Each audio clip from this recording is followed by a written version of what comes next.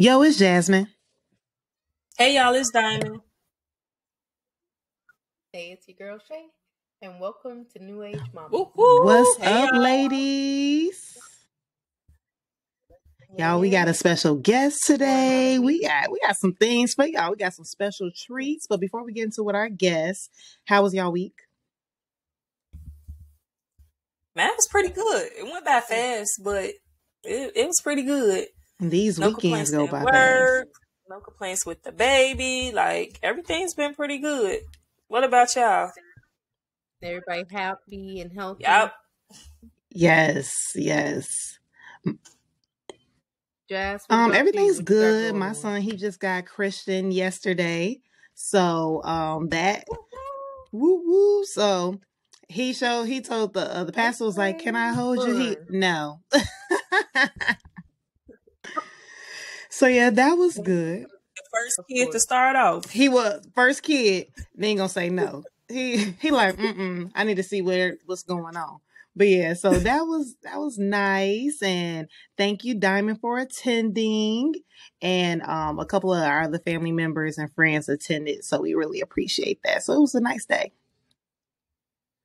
No problem. It actually taught me something, so I'm glad I actually went. What did it teach you? What did it? Because honestly, I used to ask my parents because my dad used to take me to church a lot. Take me and my siblings to church almost every Sunday or every other Sunday. And I used to ask them all the time, why didn't you get us baptized? Like, why weren't we Christian? Why we didn't get baptized? And he was saying, like, I believe that's a decision you make when you're older. Once you realize your faith, he was like, it's like the old saying, I can take the horse to the pond, but I can't make him drink it. So he's like, I can take you to church, but it's up to you to decide, your faith and who you want to follow. So, but at Jazz Church, the pastor was preaching and was basically saying that, like, this is just a dedication ceremony. This is the parents leading the child to the church and not actually making a full decision in hopes of when that child becomes 15, 16, or, older, they'll make the decision on their own. So it really taught me that because I didn't think of it that way at first. Same. I didn't know that was my first one I attended and everything, so I really didn't know. Were you guys? I was. Kristen? I wasn't.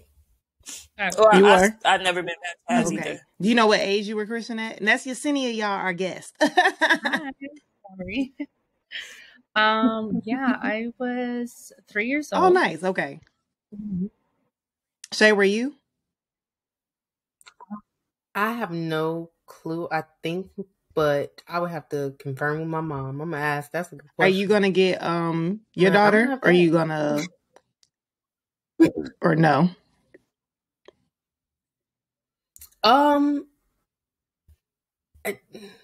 That's not in the cards right now, but I will hope to lead her towards, God. I can't lead her towards something that I don't do. I do believe God, right? But I don't go to church every Sunday. There are a lot of things that I don't do that, I'm still they're building towards, but I grew up half Christian, Baptist, and the other half was Jehovah's Witness. Really? How was that? So I grew up very... Not to make this conversation about religion, but that's very interesting to me. Right. Right. But it's interesting because it relates to, children and growing up, but it was weird in a lot of ways because I felt like I was getting two different messages. And, I feel like Jehovah's Witness is a little bit more cult-like, if you will. I don't necessarily agree with it. But if my granny listens, I'm sorry. So, but yeah. But other than that, it's just something to think about. I had a... just leave it up to, your baby to make the decision. Whatever. Yeah. And that's kind of, I want her to, follow her own path. But if she grow up and be like, why didn't you do that to me? You ain't set me up on the right path. I'm gonna feel horrible. So, I mean, I want to be able to have that conversation with her as early as possible. Like, if I can ask her, like, what if she's 5 or 6? And like, yeah, I'm like, okay, let's do it. So I'm not against it. You know, that's her path. But yeah, on to like, you know, the episode. I had a horrible week. You did tell us about that. Y'all. Oh yeah. But we lit. Life goes on. Okay.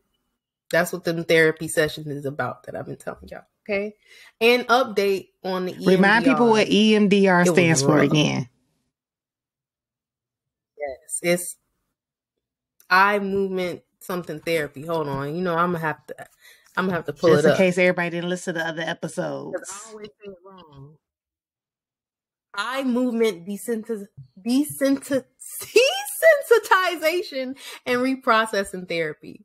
So it's basically like I mentioned, just a tool that therapists use to help people process trauma.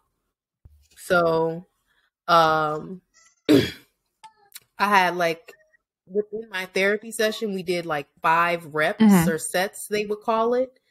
And in total, I have to do like 45. That's a lot. All right. They say it's like 40, like minimum to like for it to really take effect.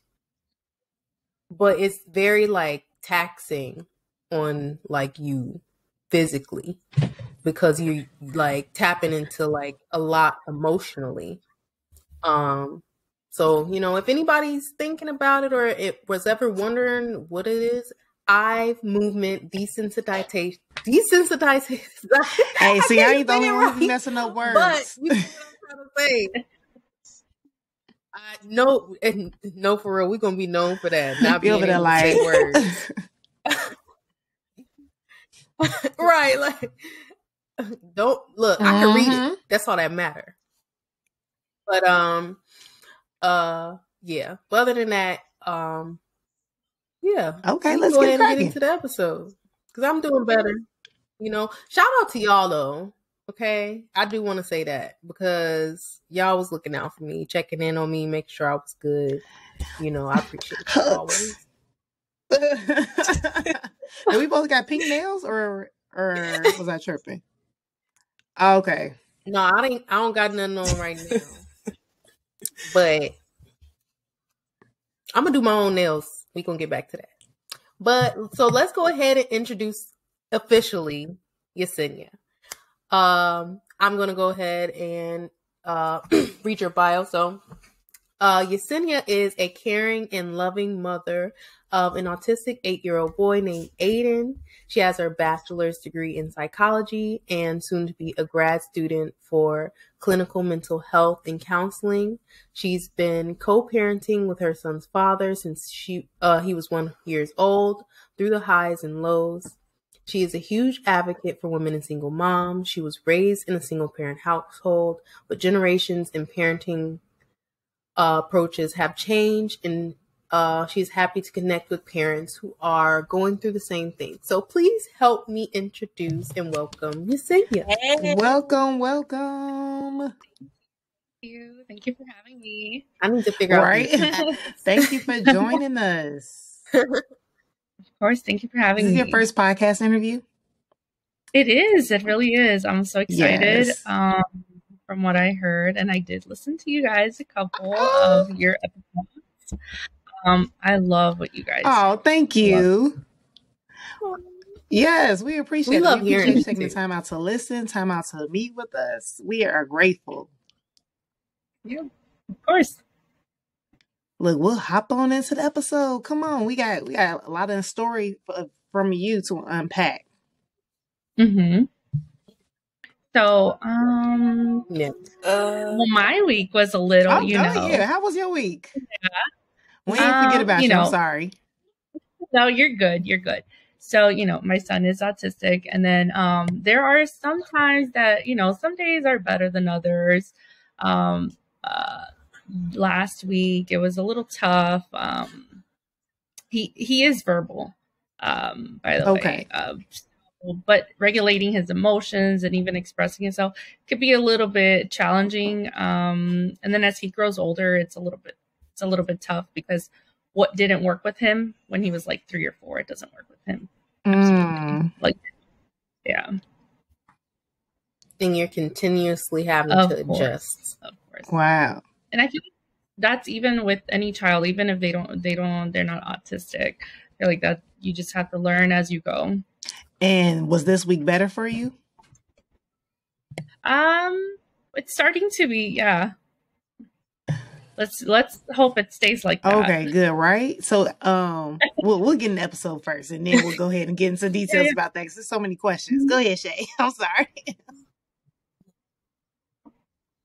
I was just gonna go ahead with our first one. Get us started. Yeah. Y'all ready? Yep. So April is Autistic Awareness Month, which is to promote awareness and inclusion. What were some of the things you noticed in Aiden that prompted having him scream? Yeah, so I actually, because it was my first time, and he is my first child, my only child. So when I became a mom, I wasn't aware of any like signs that I would have to look for. I just knew that every child grew on their own pace, and like their first words or for the first steps. So the thing that I noticed from him was tiptoe walking, and I didn't think anything of it. But then I did take him to his pediatrician, and they were saying, oh, maybe you should look at a physical therapist. From a physical therapist, they were like, oh, no, I think this is something more like in depth, because he wasn't doing it all the time. He was just doing it more when he would cry, when he could get like overly excited. So they recommended OT, which is occupational therapy. So then there he would go to therapy weekly. Occupational therapy is kind of like an exercise, right? They kind of see how their mechanicals work, like their hands zipping up, grabbing food. So then from there, they said, I think you need to see a developmental pediatrician. So it was just like ongoing. So I didn't know anything. I was still in denial. My child, he's fine. Every kid is different. But yeah, he did get diagnosed officially November of 2021. And how old was he? He was, that was 2 years ago. He was 6. I was asking the same thing. 6. Yeah. So it was and he's 8 now, right? I'm sorry? He's 8 now, right? Yeah, he'll be 9 in June. Okay. So it was an ongoing process of you all going through seeing different doctors, different specialists to really find out. So, and then you started the journey of taking him to physical therapy and occupational therapy at what age? He started that when he was 3. Wow. It took, I wonder what took so long, Yeah. So, well, it all started with the tiptoeing. So then his pediatrician said, oh, he'll grow out of it. He didn't. So we started investigating and like researching and, referrals and all of that. So that's how everything unraveled. It kind of like, because I wasn't ready, I was in denial, and I felt like it all hit me at once. I didn't have that time to process everything. It's just like, you got referral for this, an appointment here, an appointment there. So it's like, oh my gosh. Well, shout out to you. Shout out to you for doing that. Because I relate. I relate. My daughter is in early intervention. She has OT, speech therapy, developmental therapy as well. And we've had the same, I wouldn't even say concern, but the same thoughts. But she is too. And like how he started out in all of these things very early on. I'm so sorry. I think my daughter just fell out of her bed. Is she okay? Her dad has her. You're like, I feel so helpless. Sorry. I know. I'm just like, as a mom, I just want to run up there. But I was saying, yeah. I early on having the same, in me, I kind of I noticed things like at 6 months, but it's too early to tell what is actually going on. So there's no point in diagnosing anything in my particular situation. But as far as like the referrals and the therapies and things like that, I definitely understand how that is. And to be a single parent and do that, I can only imagine. When you say that you noticed signs of on your daughter, what were the things that you noticed? When she was younger, I just noticed that she wouldn't respond to her name. It's stuff like that I would see on the internet and not think too much about it, but I started noticing it in her and just like certain behaviors. And even just being delayed in speech and certain things like that, and how she handles certain situations and stuff like that. I just pick up on. And of course, I think we mentioned this in the last episode, just comparison.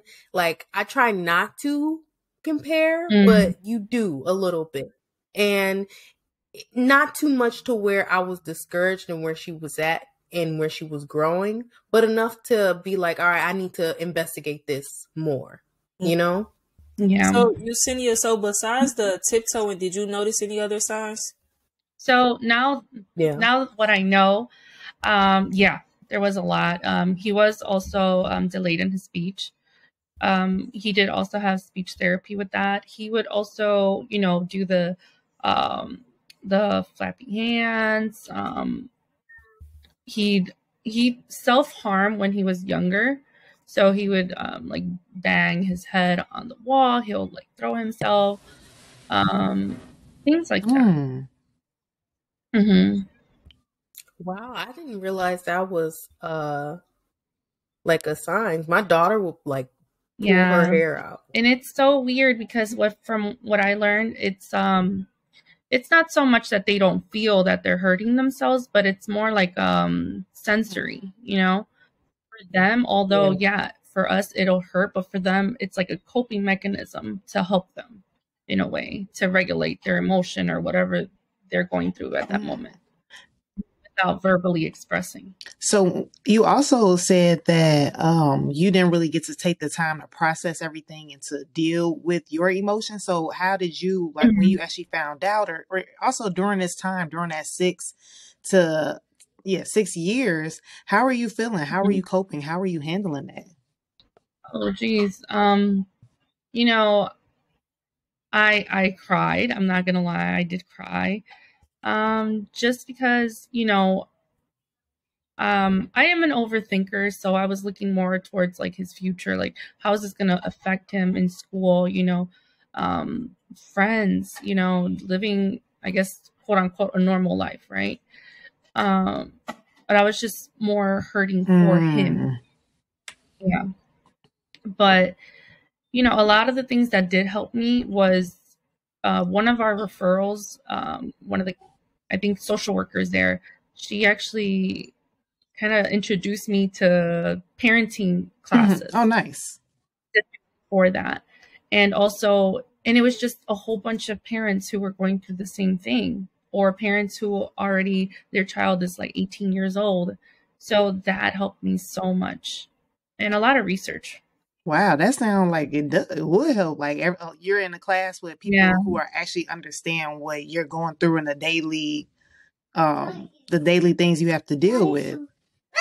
So anything that I anything that I found, I was like, I need to get on it. I need to go and see what it's about. I need to do research, and till this day, I'm still learning, and we're here.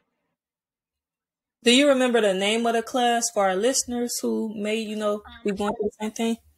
I don't know if I can say it. It's through a hospital. Okay, don't say it. I don't know. It's okay. But it's okay. But there are a lot of resources out there. So if you are in the same situation or same boat, you can, hit up Google or, find other resources for parenting classes. Also, talking with, the pediatricians and social workers at the hospitals and at the clinics, they'll definitely help you out with resources. Yeah. And it sounds like you were open to receiving a lot of information as well. Like, even though you say like, hey, I felt like I was in denial, it doesn't sound like that in your actions. Yeah. More so, again, it was my motivation to see how I can help my son, right? So when I look back and it's like, yeah, how was I really coping with this, right? But I did do, I do have a therapist,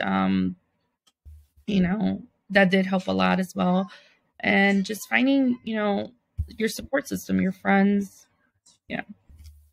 So speaking of support system, how was his dad during this process? I know you guys are co-parenting, so how was the co-parenting process?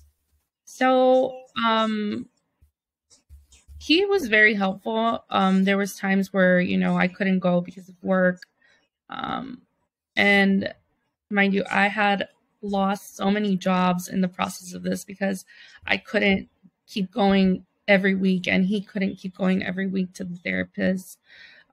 So yeah, I was just like, I'd rather, lose a job than my son lose an appointment, right? So they weren't understanding that you had to go to certain appointments?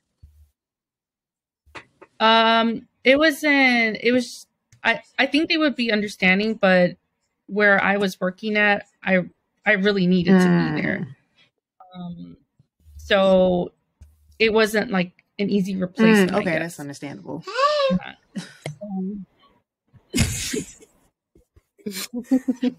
Hi. I apologize. No. Y'all gonna have to ask some of these questions. No, don't apologize for me. Yeah. But so what has been your biggest obstacle so far? Dealing, and is it with working, or is it just, has it been homeschooling, or have you been finding schools? How's that been going? So, he does go to public school. He does go to a general class. He does have, he is in this program that is IEP. So that's just a specialized program where just accommodations academically, they get extra support. Also through the school, they have a social worker, a speech therapist, and also occupational therapy. So however or whatever accommodations they may need in school, he gets that in his classroom. That's good. Schools don't offer that. Yeah, and I'm surprised, right? Because it is a Chicago public school. So it is amazing. It's amazing. Now, what is some advice that you can give to parents who have a child with autism, or who may suspect their child to have autism? What do you feel like would be the most helpful advice? Oh my gosh, that's tough. Because I'm still learning myself, but just be, again, accepting, and there's nothing wrong with going to the pediatrician and asking questions like, this is what's going on. Talk about your concerns. Even if it's something small, even if you saw it in social media and you said, oh, my kid is doing this, right? Because social media can also be helpful in that way as well. Yeah. It's bad if you fatalize it, but good. It could be a good indicator to show you what you need to look for in your own children. Yes, I love that. So what's your favorite part about being Aiden's mom? Oh my God. Come on, guys. Her face just lit up. You can't, if you're listening, you can't, you're not watching. Her face just lit up when we asked her that. I think we should ask moms that question more. Really good question. I mean, you get stuck on it because what is there not to like? What is there not to love, right? But as he's growing, you know, I'm learning a lot and I'm loving he's becoming his own person already, right? He has his own personality. The biggest one for me, he is such a goofball. He has the biggest heart, and I'm not just saying this because he's my son, but I will be honest, he's very caring. He'll care about your emotions, like how you feel. He'll be like, "Are you okay? How are you doing?" Even, you know, I get it from his teachers. He's looking out for his classmates all the time. If somebody's crying, he'll go up to them or share his, I don't know, his pencils or something. But he's very caring too, and that's very shocking to me. So I'm like, wow, it just amazes me. And it shows you're doing an amazing job. Make me cry now. Stop it, Diamond. Thank you. I appreciate it. But it's a reflection of you. Yes, I love that. So I think Diamond mentioned that you're co-parenting. So how has that been with your son, and how has that been for you? Yeah. So in the beginning it was very tough. Very, very tough. I'm so sorry. Give me 1 second.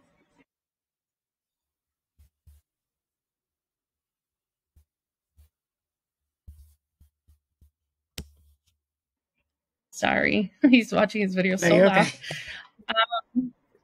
So at the beginning, it was a little tough. It was no communication. I guess it was just still like bitterness from the relationship, still hurt. There was pain. But, you know, thankfully we definitely worked a lot of it out. And for the most part, and, you know, it's also getting older and realizing what is the bigger picture here, right? Which is our son. So it did take a few years, I'm not gonna lie. And we dealt with so much, and at that point I did feel a little bit helpless, but it got better during time, and we just grew up. And now it's very, very respectful.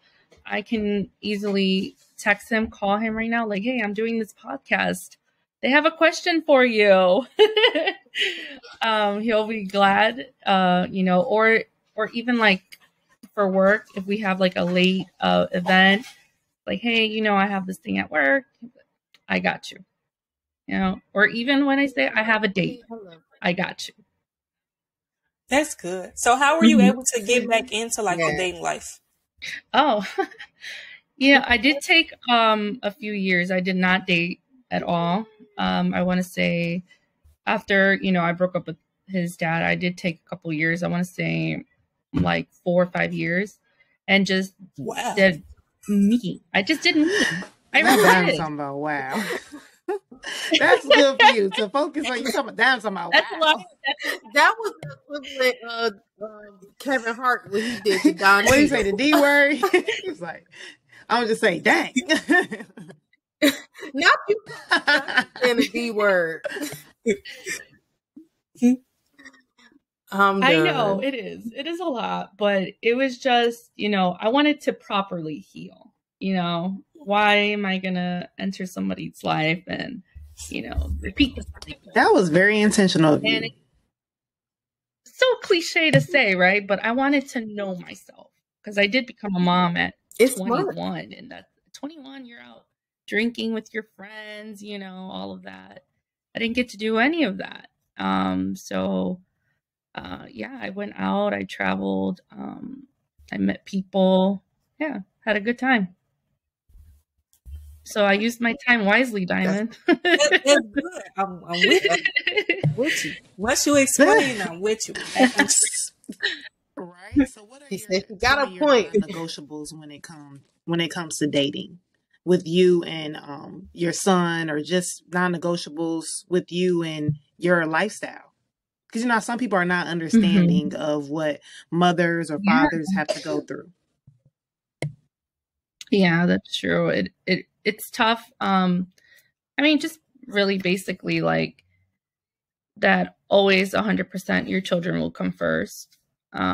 You know, if anything, I have to cancel a date because something happened. Of course, I'm going to be there before, you know, I will cancel the date.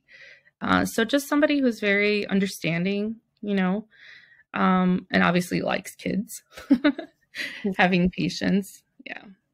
But it's tough. It's tough dating as a single parent. And then just dating in general, right?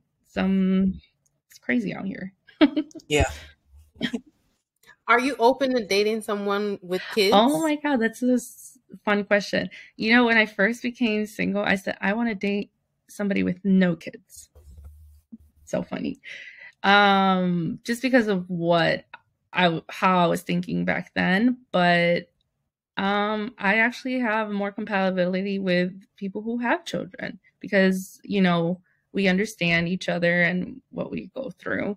So yeah. I like that.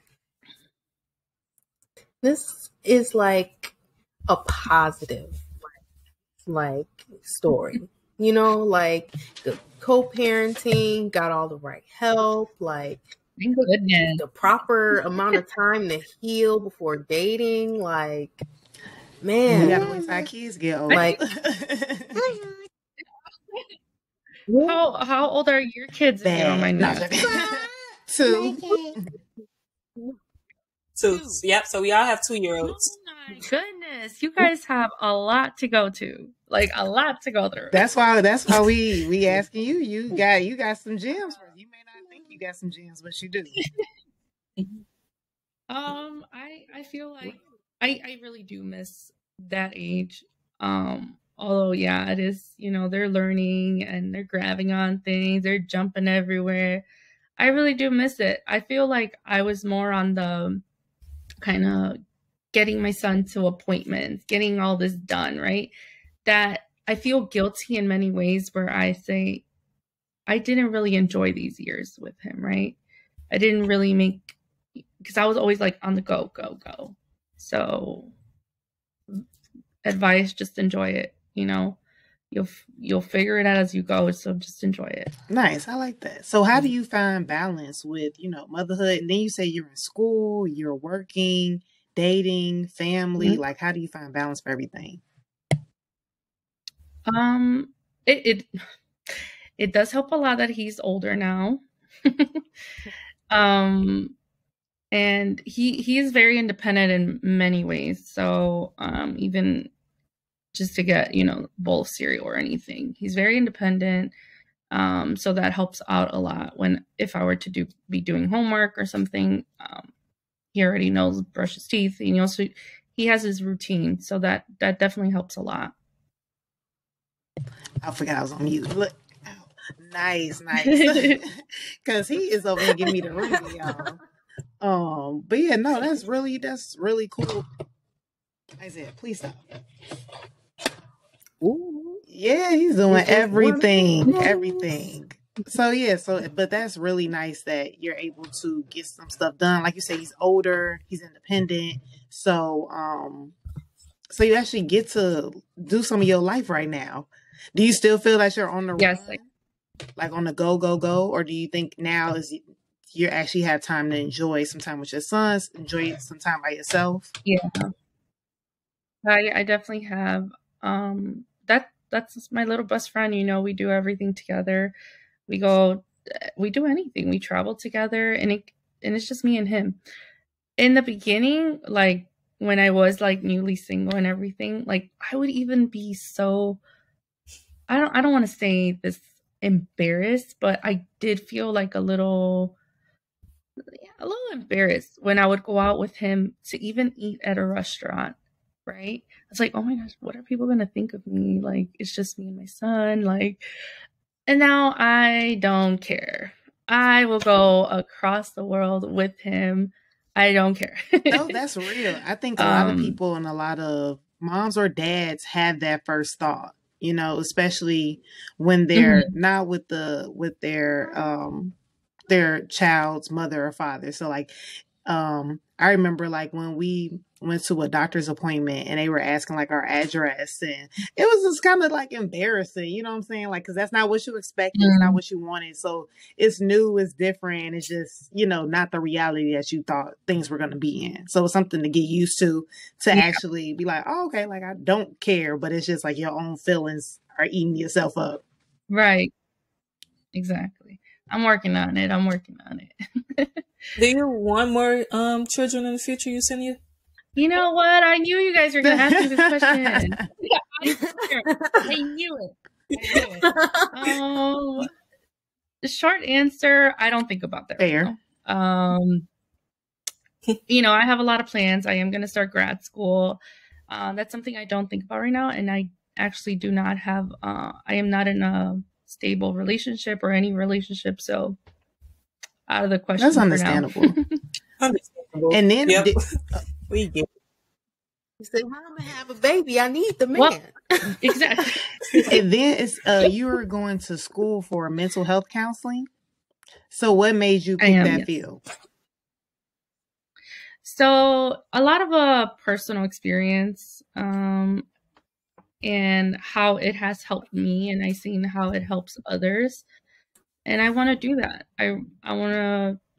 I might not change the world, but I'll at least have, you know, I'll help someone out hopefully in the future. I like that. That's dope. I love how like a lot of people are taking mental health serious now. Like we're like the generation that are really changing things and are focusing on different things that, you know, our parents and our parents' parents couldn't really focus on because opportunities were less, technology was less. So right now it's like the new age to really take advantage of. There's so many possibilities out there, and there's so many options out there. So that's really cool. Yeah, absolutely. Also, I feel like there's still a lot of a stigma still around therapy and mental health. So how do you manage that? Especially in the Hispanic community. Oh my gosh. Right. That's why I'm like, that's tough. How do you manage that? So for me, it's like, when I first started, you know, experiencing depression, I was a teenager and I didn't even know what it was. I didn't know. And, you know, then I started seeing a counselor at my school, and then she was describing it, and, you know, I was like, oh yeah, this is depression then, you know. But then I went to tell my mom about that, and she's like, no, you just got to get up from your bed, you know, like you just got to move, right? And it's more so about that, like, because again, it wasn't talked about a lot, and it's not viewed. I feel like a lot of the things, like if you have an illness, people see it as more, it has to be physical, right? So you can see it and be like, oh yeah, you do have an illness, right? But it's not, because it's mentally. Exactly. I was just telling y'all that mental work I was doing my therapist exhausted me physically. I needed a nap. Shout out to you, Yesenia, for doing the good work, because we need to spread the word about mental health. Yeah. We need people to heal properly, you know, get the help and not feel embarrassed about it or feel any type of way. There was a period of time where I would feel a little bit embarrassed about mentioning, hey, I'm in therapy. Hey, I'm trying to heal this trauma. I didn't want people to look at me like I was weak or broken or look down on me. But it's like, to tackle that is some of the strongest things you could do. Because there's so many people who put it in their work or put it in a bottle or put it into drugs or whatever else. But to put the work into yourself and to actually heal the things that are hard to face, that's the strongest thing you could do. Yeah, definitely. It took me literally a year to come out to tell people I was in therapy. A full year. I went a full year. Every Monday is when I have my sessions. I'm still in therapy. Every Monday I was talking to my therapist, then no one know but me and my father. And then I finally came out and told people, and I still probably would have kept it a secret my dad actually came out and said something like, "Oh, basically her name is I'm not going to say her name. Basically, you owe blah blah blah this amount, for copay for your copay reminder." So my grandparents were around at the time, and they like, "Who is that?" And my dad was like, "That's her therapist." Oh, he just I was talking. like, He wasn't "Why?" thinking. Yeah, so he was just not so bad. No mental health professional. Yeah. I know you looked at him like, out of all things you gonna say right now. Right, like he was saying. How did that make you feel, Diamond? There was I wasn't upset at him at the moment. I just did a look like, why would you say that? But the response I got from my grandparents was what I was expecting, which is why I didn't say anything. My grandmother's reaction literally was, "What's wrong with you? Why you need a therapist? Why does something have to be wrong with me for me to have a therapist?" So it was like, yeah, it was basically that. So after that, I just was like, okay, so now they know and they're more comfortable, and literally it kind of made my day. Recently, I want to say about months ago, I had a cousin reach out to me and was like, "What is the name of your therapist or the company that she works out of, because I'm looking for a therapist." And that literally made my day.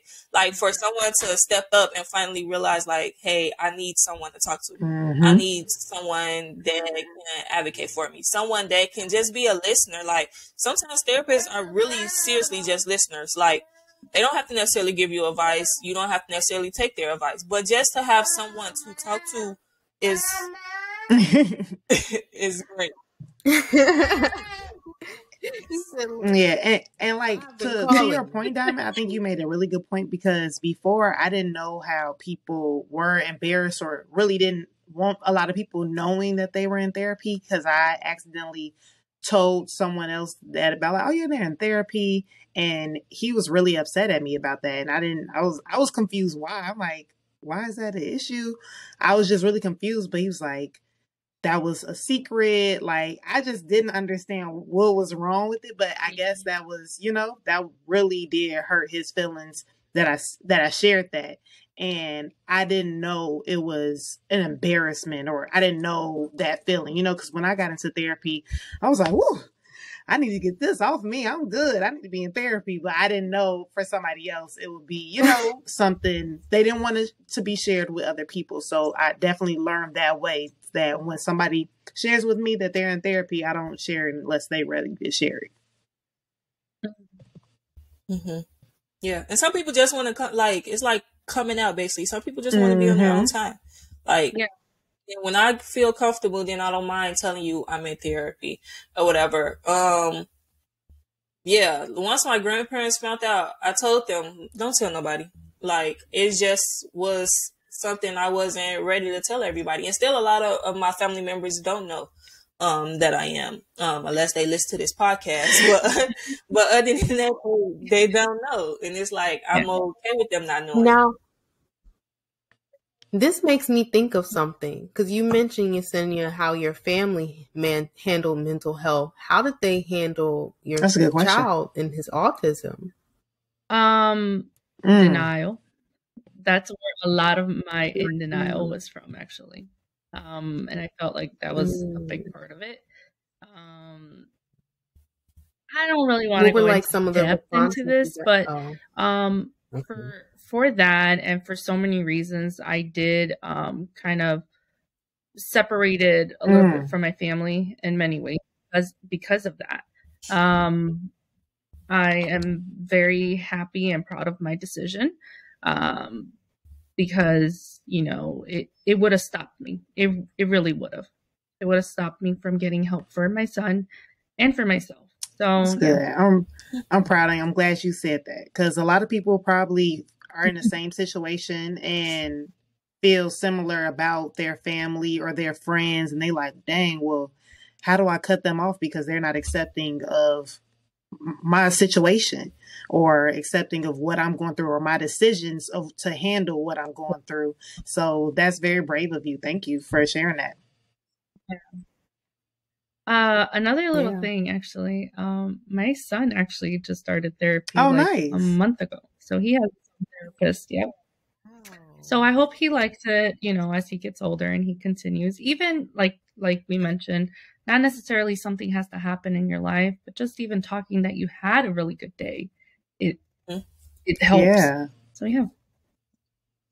Processing current things, not having to process like, how do you feel about having these extra accommodations with you at school and just certain things, just being able to discuss your day to day and being able to process it in real time. I can tell you how much stuff as an adult I'm processing now that from a child, that's why I'm in therapy, but but I really love hearing the steps that you took, the mindset that you had about things. Thank you. It takes a lot to, even go against your family a little bit, and that autism is a spectrum.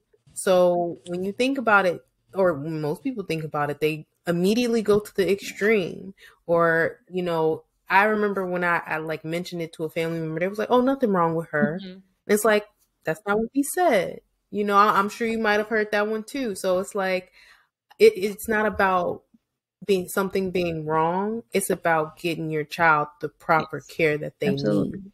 And if your biases prevent that, then you're not doing what's best for them. 100%. Yes.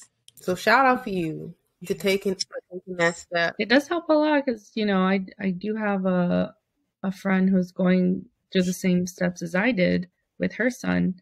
And I told her, I was like, oh, I think you should probably request your pediatrician to refer you out to the specialist. So, it did not only help me, but it also is helping my friend, and whoever, I'm here. No, that's really good that you were able to help and just be like, hey, these are the steps that we went through. So this helped, this didn't help, this helped, this didn't help. So you can really have like a roadmap. And a lot of people don't have that relatable people. So even the classes that you were talking about earlier seems great and very relatable to have a community or a group that understands, that can help you and give you these resources, because that is so major. Like, you don't have to go through it alone, and you don't have to do it alone, because there's somebody out there wanting to be your friend or wanting to help or wanting to give out these resources. Yeah, I agree. Definitely. So, Yesenia, do you have any like self-love tips, anything you recommend, any healing strategies for our listeners? Yeah, I mean, I'm still learning to this day to have self-compassion, I feel like it's so easy for us to say like, oh man, I could have done this better, or I didn't clean the dishes today. Them dishes They'll be always there tomorrow. Take care of yourself. What has been helping me a lot, I actually just started this workbook where you have to write something nice about yourself. What do you love about yourself? Even if it's just your hair today, whatever it is. You always have to have something positive to say about yourself. I like that. I like that. Yeah, that's dope. And it's so cliche to say this, right? Where it says like, oh, you have to, I forgot the saying, but for me, it would be so easy to say my child or my children will always come first. But I learned that you have to put yourself first, even though if that sounds selfish, but I have to be healthy. I have to be happy in order to give the best version of my motherhood, like me as a mother to my son. So take care of yourself. Totally agree. Absolutely. I love that. Yeah. Y'all, we are in good hands, okay? Mental health counselor. Look, coming real soon. We are good. Coming real soon. Look, next time we have you on, you're going to be dropping your information. Be like, here you go. Come check me out. There you go. Well, thank you so much. Thank you for joining us. Did you have any other gems to drop on us real quick? Any last things you wanted to say? Because, like, you've been awesome. You've been great. You've been some great tips. Thank you. No, we will never stop here then if I do. That's awesome. And again, I love what you guys do. Yes, thank you. Thank you. Yes. Thanks Thanks for joining. Thank you. Of course. And we're not alone. Yes. Mamas. Yes. Oh, speaking of mamas. Yes. Oh, go ahead and say, don't forget to give us the mom of the week that you had in mind. Yes. Yeah. I wish I could shout out everybody, but I do want to shout out my bestie, Yadira. She's an awesome mama, and sometimes she does have her downtime, but I always remind her that she is the best mom that she can have for her son. Yes. Yes. You the best, girl. We gonna remind you too. Yes. So this is a great episode. Thank you again so much, Yesenia, for joining us. Thank you guys for tuning in. We will be having a diaper raffle very soon. Stay tuned for more details on all our social media platforms. Also, thank you guys again for listening to another episode. Please, please, please make sure you subscribe to our podcast. We appreciate everyone who has been listening to us so far, and we also appreciate the new listeners. Also, please make sure you follow us on all social media platforms, and don't forget to rate us. It will only take a few minutes. We are on Facebook, Instagram, Twitter, TikTok, YouTube, and New Age Mamas. We have so much more in store for you guys, and that's a wrap. Peace.